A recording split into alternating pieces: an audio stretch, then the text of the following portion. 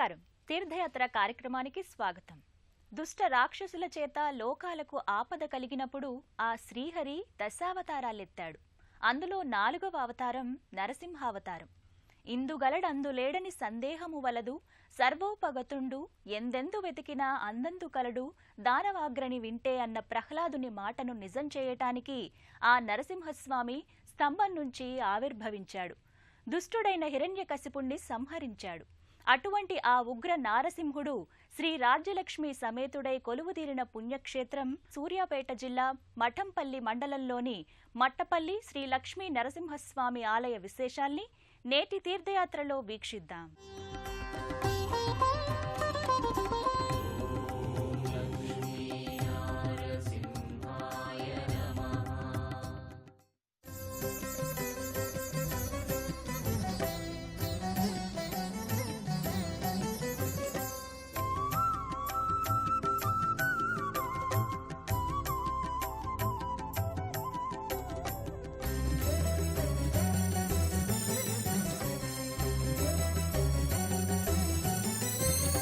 నరసింహ నరసింహ హరి నారసింహ, నరసింహ నరసింహ జయ నారసింహ, నరసింహ నరసింహ హరి నారసింహ, నరసింహ నరసింహ జయ నారసింహ. నమో నారసింహ లక్ష్మీ నారసింహ, నమో నారసింహ లక్ష్మీ నారసింహ. శ్రీమత్పయోనిధి నికేతన చక్రపాణి భోగీంద్ర భోగమణిరాజిత పుణ్యమూర్తి యోగీశ శాశ్వత శరణ్య భవాబ్దిపూత లక్ష్మీ నృసింహ మమదేహి కరావలంబం. తెలంగాణ రాష్ట్రం సుప్రసిద్ధ పుణ్యక్షేత్రాలకు నిలయం. అడుగడుగునా ఆలయాలతో నిండిన తెలంగాణలో ఎన్నో లక్ష్మీ నారసింహస్వామి క్షేత్రాలున్నాయి. ఏ గుడి చరిత్ర అవలోకించినా ఆ గుడి చారిత్రక పౌరాణిక ప్రాశస్త్యాలతో ముడిపడి ఉంటోంది. అలాంటి కోవలోనిదే సూర్యాపేట జిల్లా మఠంపల్లి మండలం హుజూర్ నగర్కు 25 కిలోమీటర్ల దూరంలో ఉన్న మట్టపల్లి శ్రీ లక్ష్మీ నరసింహస్వామి ఆలయం. పచ్చని ప్రకృతి అందాల మధ్య ఆహ్లాదకరమైన వాతావరణంలో ఆలయం చూడముచ్చటగా విరాజిల్లుతోంది. ఆకట్టుకునే పరిసరాలు, ఆహ్లాదపరిచే సన్నిధానంలో నిత్యం వందలాది మంది భక్తులతో శోభాయమానంగా కనిపిస్తుంది. ఈ ఆలయంలోనికి ప్రవేశించడానికి తూర్పు వైపున ద్వారం ఉంది. ఈ గోపుర ద్వారం నుంచి ప్రవేశిస్తూనే పడమరకు అభిముఖంగా ఉన్న ఆలయం దర్శనమిస్తుంది. కృష్ణవేణి నది ఒడ్డున ఈ ఆలయం నెలకొని ఉంది. భక్తులు ఈ కృష్ణానదిలో స్నానం చేసి స్వామి దర్శనానికి బయలుదేరుతారు. ఈ క్షేత్రంలో కొలువు తీరిన లక్ష్మీ నరసింహస్వామి ఆలయంలోకి దక్షిణ ద్వారం నుంచి వెళ్లాల్సి ఉంటుంది. ప్రధానాలయం, గర్భాలయం, ముఖమండపాలను కలిగి ఉంది. అత్యంత ఆకర్షణీయంగా ఈ ముఖమంటప నిర్మాణం తీర్చిదిద్దడం జరిగింది.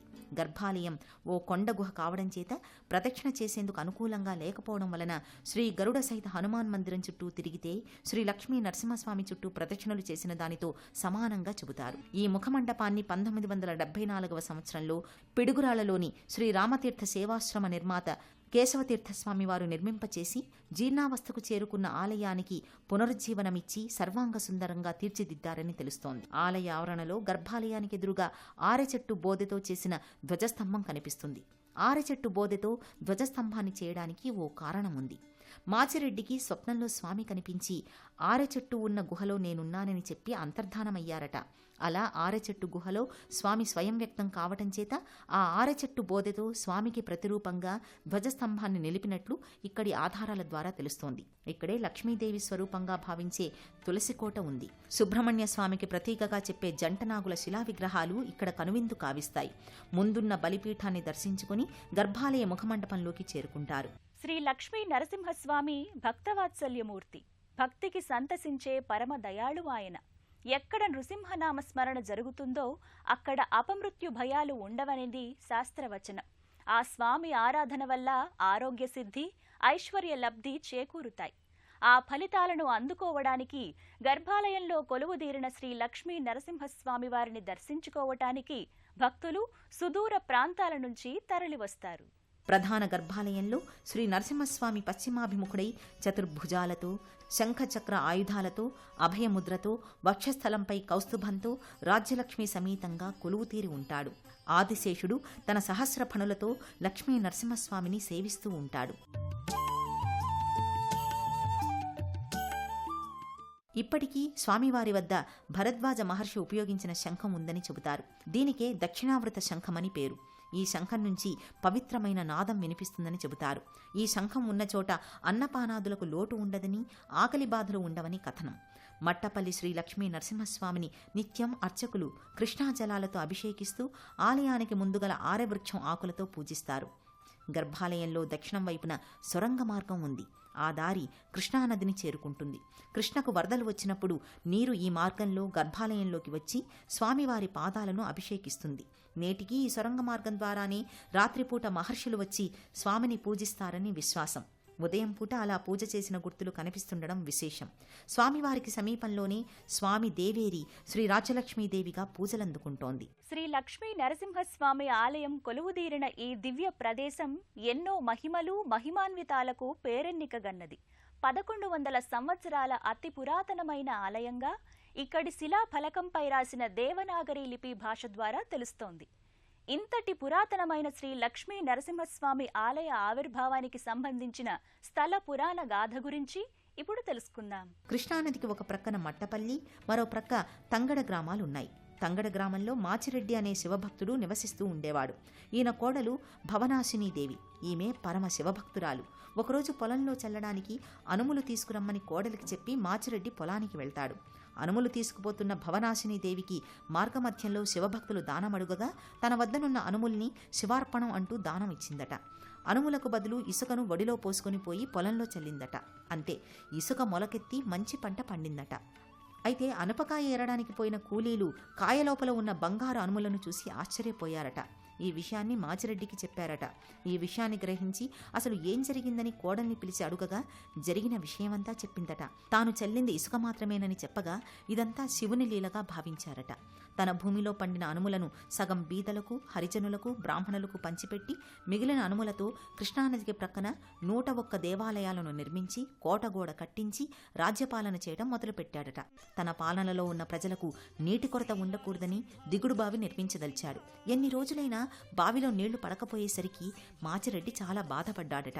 ఒకరోజు మాచిరెడ్డి కలలో గంగమ్మ తల్లి కనిపించి, నీ కోడలు భవనాశినీదేవి నా దగ్గరికి వచ్చి పూజలు చేస్తే నేను వస్తాను, కానీ నీ కోడలు కనుమరుగైపోతుంది అని చెప్పిందట. తన కోడల్ని వదులుకోవడం ఇష్టం లేని మాచిరెడ్డి తన నిర్ణయం మార్చుకున్నాడట. బావిని త్రవ్వే పనులను మాన్పించాడట. ఈ విషయం తెలిసిన కోడలు తాను పూజ చేస్తానని ముందుకు వచ్చిందట.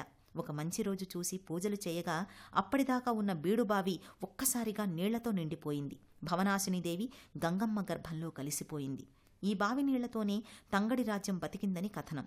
ఈ ఊళ్ల చుట్టుప్రక్కల గ్రామాలు ఇప్పటికీ భవనాశినీదేవిని దేవతగా కొలుస్తారు. మట్టపల్లి క్షేత్రం శ్రీ లక్ష్మీ నరసింహస్వామి క్షేత్రంగా పురాణ కాలం నుంచి నెలకొని ఉంది. చారిత్రక వైభవాన్ని సంతరించుకున్న ఈ క్షేత్ర ముఖ మండపంలోనే పన్నిదన్ ఆళ్వార్ సన్నిధి, శ్రీ గరుడ సహిత హనుమాన్ సన్నిధి, శ్రీ గోదాదేవి కోవెల, అద్దాల పవళింపు సేవా మందిరం, శ్రీ భృగు, అత్రి, కశ్యప, మరీచి సమేత విఖనస ఆచార్యుల సన్నిధి ప్రత్యేక ఉపాలయాలుగా కొలువుదీరి ఉన్నాయి. శ్రీ మట్టపల్లి లక్ష్మీ నరసింహస్వామి ఆవరణలో కొలువుతీరిన ఉపాలయం శ్రీ గరుడ సహిత హనుమాన్ మందిరం. ఇక్కడ చెప్పుకోవలసిన విశేషాలలో మరొకటి హనుమాన్ మందిరం. ఒకరోజు నరసింహస్వామి ఒక భక్తుడి కలలోకి వచ్చి గర్భగుడికి ఎదురుగా హనుమ విగ్రహాన్ని ప్రతిష్ఠించమని చెప్పాడట. ఆ విధంగా స్వామి హనుమను గర్భగుడి ఎదురుగా ప్రతిష్ఠించినట్లు చెబుతారు. హనుమ గళసీమలో తమలపాకుల దండను ధరించి బంతిపూల హారంతో శోభిస్తుంటాడు. భక్తులు హనుమ చుట్టూ భక్తి ప్రదక్షిణలు చేస్తారు. అర్చకులు ఇచ్చే హారతి, శఠగోపాలను, తీర్థప్రసాదాలను స్వీకరిస్తారు.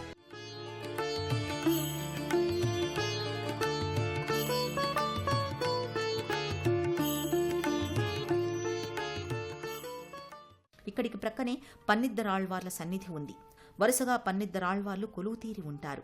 వైష్ణవ మత ప్రచారకులుగా విశేష ఖ్యాతి గడించిన మహానుభావులకు ప్రత్యేక గుడి కట్టి పూజించుకోవడం మన సంస్కృతి సంప్రదాయంగా చెబుతారు.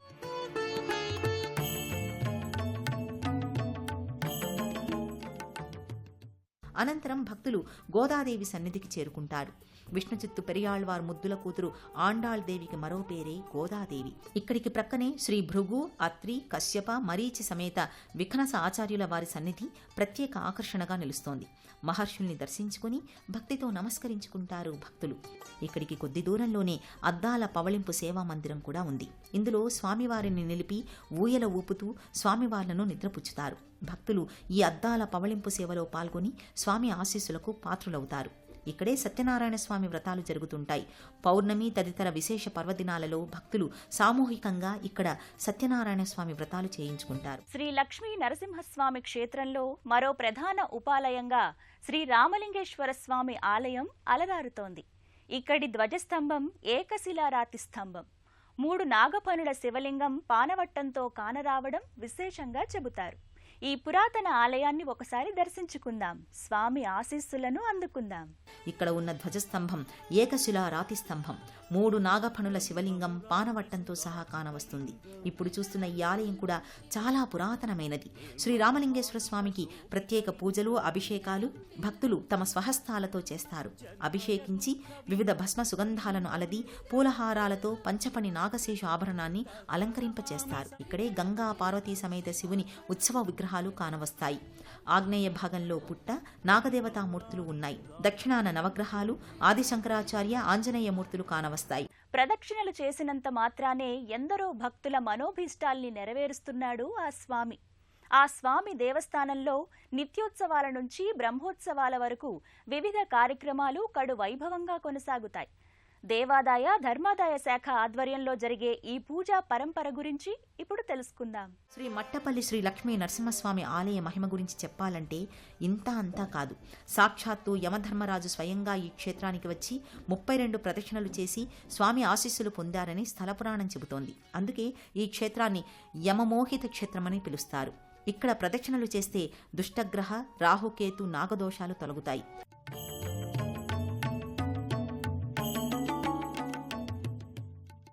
ఏదైనా కోరికతో ఈ క్షేత్రానికి వచ్చిన వారు ముందుగా కోరికను మనసులో తలుచుకుని 32 ప్రదక్షిణలు గరుడ హనుమ ఆలయం చుట్టూ ప్రదక్షిణలు చేస్తారో తప్పకుండా వారి కోరికలు నెరవేరుతాయి. నెరవేరాక తిరిగి ఈ క్షేత్రానికి వచ్చి మరలా 32 ప్రదక్షిణలు చేయాల్సి ఉంటుంది. ఇక్కడే నైవేద్యాన్ని వండి స్వామివారికి భక్తులు సమర్పిస్తారు. ఒక పక్క వేదాభ్యాసం చేస్తున్న వేద బ్రాహ్మణులు కనిపిస్తారు. ఇలా ఈ క్షేత్రం నిత్య కళ్యాణం పచ్చతోరణంలా అలరారుతోంది. 6 ఆకులతో 1,00,000 తులసీ దళాలతో స్వామివారికి, అమ్మవారికి 1,00,000 కుంకుమార్చనలు, పుష్పపూజలు జరుపుతారు. ఇక్కడికి వచ్చిన వారికి అన్నపానాదులకు ఎలాంటి లోటు ఉండదు. అన్నదానంతో సంతుష్టుడై అన్నాలయ్యగా అనునిత్యం భక్తుల్ని అనుగ్రహిస్తూ వారి ఆకలిని, శారీరక రుగ్మతలను తొలగించే దైవంగా ఆరాధనలు అందుకుంటున్నాడు మట్టపల్లి శ్రీ లక్ష్మీ నరసింహస్వామి. మట్టపల్లి క్షేత్రంలోని శ్రీ లక్ష్మీ నరసింహస్వామి మహిమలు చెప్పనలవి కానివి. ఎందరో భక్తులు తమ శారీరక రుగ్మతలు, దుష్టగ్రహ పీడలు, రాహు, కేతు, నాగదోషాల నుంచి ఒకటేమిటి ఎన్నో బాధల నుండి విముక్తి పొందారు. స్వామి ఈ దివ్య ప్రదేశంలో సూక్ష్మ రూపంలో ఉండి తన భక్తుల బాధల్ని నివారిస్తున్నాడు. వీటికి ఎన్నో ప్రబల సాక్ష్యాలు ఉన్నాయి. అటువంటి మట్టపల్లి క్షేత్రం శ్రీ లక్ష్మీ నరసింహస్వామి దర్శనం మంగళదాయకం. మరో క్షేత్ర సందర్శనంతో మళ్ళీ కలుద్దాం.